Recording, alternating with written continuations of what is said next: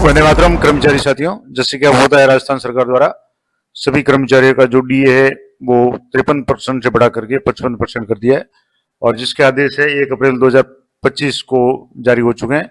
ये आप देखेंगे तो government of Rajasthan finance department यानी वित्त विभाग का जो आदेश है जिसमें डीए है वो सभी कर्मचारियों का रिवाइज करके 53% से बढ़ा करके 55% कर दिया है।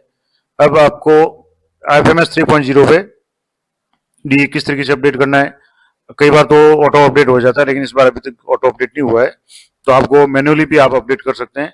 अभी ये आपकी इच्छा है कि आप या तो वेट करें कुछ दिन के लिए ऑटो अपडेट हो जाए तो ठीक है, नहीं तो आप मैन्युअली भी कर सकते हैं। तो आज मैं आपको मैन्युअली अपडेट करके बताऊंगा, लेकिन उससे पहले आपको जो इम्पोर्टेंट बात ध्यान रखनी है वो ये है कि आप चेक कर लें कि जिस भी कार्मिक आप डीए अपडेट करें उसका जनवरी, फरवरी और मार्च 2025 3 महीनों का जो भी वेतन है वो ड्रॉन किया जा चुका हो, उनके बिल है प्रोसेस हो चुके हो। क्योंकि अगर मान लो किसी कर्मचारी का इन महीनों का अगर कोई वेतन बाकी होगा और आप डीए अपडेट करके 53% से बढ़ा करके 55% कर देंगे और उसके बाद में बिल एलोकेट करेंगे या बिल बनाएंगे तो उसका बढ़ा हुआ डीए बन जाएगा, जो कि डीए नहीं है। क्योंकि इसमें क्लियर लिखा हुआ है कि डीए बढ़ा तो 1/1/2025 यानी 1 जनवरी 2025 है, लेकिन जो पेबल है यहाँ आप सबसे नीचे देखेंगे तो यहाँ cash payment shall be admissible from 1/4/2025, that is salary of the month April 2025 payable on 1/5/2025, यानी 1 मई 2025 को दे अप्रैल माह का वेतन है उसमें आपको कैश मिलेगा। तो अप्रैल माह का वेतन कैश मिलेगा, इसका मतलब जनवरी, फरवरी, मार्च 3 महीने का है वो डीए का एरियर बिल बनेगा। वो कैसे बनेगा वो मैं अगले वीडियो में आपको बताऊंगा। तो सबसे पहले तो आपको डी अपडेट करनी है तभी वो बिल बनेगा। तो डी अपडेट करने के लिए आप FMS 3.0 पर जाए, उसमें सबसे पहले आप काम करें बिल स्टेटस में जाकर के सारे बिल चेक कर लें। यहाँ बिल स्टेटस में आप देखेंगे ये वाउचर जनरेटेड, इसका मतलब हुआ कि ये सारे वाउचर जनरेट हो चुके हैं, बिल प्रोसेस हो चुके हैं।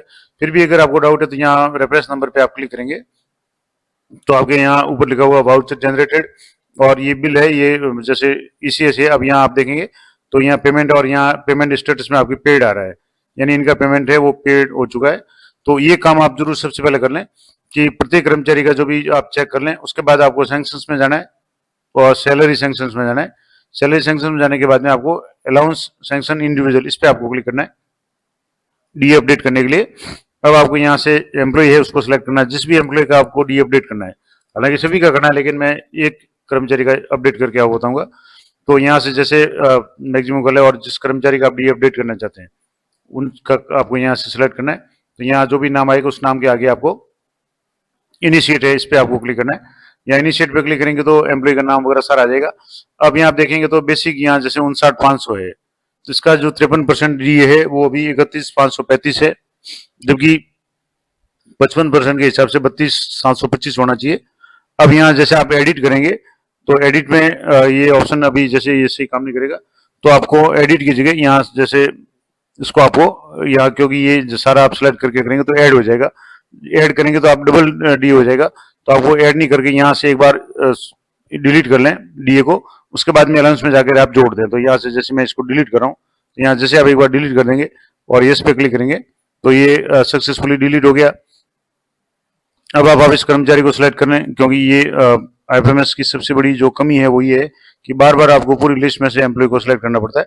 तो यहाँ जैसे ये सिलेक्ट कर लिया, अब यहाँ जैसे इनका डीए नहीं आ रहा है, अब आपको ऐड अलाउंस में जाना है और यहाँ आपको जो अलाउंस है वो आपको सिलेक्ट करना है। यहाँ से जैसे with effect from April 1/4/2025 allowance का नाम है तो आपको डीए है वो आपको सिलेक्ट करना है। DNS अलाउंस 104 जो पे ID है, अलाउंस यहाँ कैटेगरी है तो फॉर्मूला बेस्ड ऑटोमेटिक यहाँ आ जाएगी।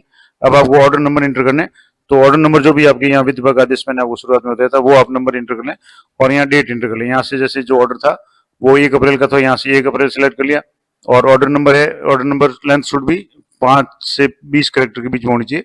तो आप यहाँ जो भी ऑर्डर था इस ऑर्डर के आप क्रमांक है वो आपको यहाँ इंटर करना है। तो यहाँ से जैसे FD रूल्स 2017 है तो यहाँ 2017 में कर लेता हूँ FD रूल्स 2017।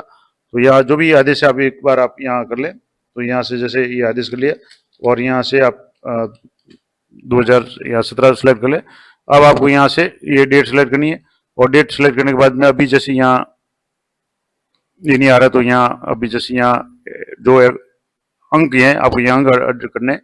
तो यहाँ जैसे मैं एक करके आपको कर रहा हूँ, यहाँ से जैसे मैंने कर लिया और ऐड पे आपको क्लिक करना है। जैसे ऐड पे क्लिक करेंगे तो अब यहाँ आप देखेंगे तो डीएनएस अलाउंस, जो अलाउंस नाम है 104 है, अलाउंस अमाउंट है वो आपको अमाउंट यहाँ शो हो रहा है 32,725, जबकि पहले शो हो रहा था 31,535। अब ये बढ़ करके 55% यहाँ शो हो रहा है। ऑर्डर नंबर यहाँ जैसे आपके आ गया, ऑर्डर डेट आ गई, रिकरिंग मंथ अप्रैल है और रिकरिंग यानी मंथली यानी हर महीने होगा। अब यहाँ से आप देख लें, इसको एडिट करना चाहे एडिट कर, डिलीट करना चाहे डिलीट करें। अब आपको डॉक्यूमेंट आपको लगाने की जरूरत नहीं है, आप यहाँ से मान लो रिमार्क में आप ओके लिख दें और उसके बाद में यहाँ से सबमिट कर लें। सबमिट करें तो आपके बड़ा हुआ डीए है वो जाना चाहिए। अब यहाँ से कंफर्मेशन पूछेगा, सक्सेसफुली आ गया।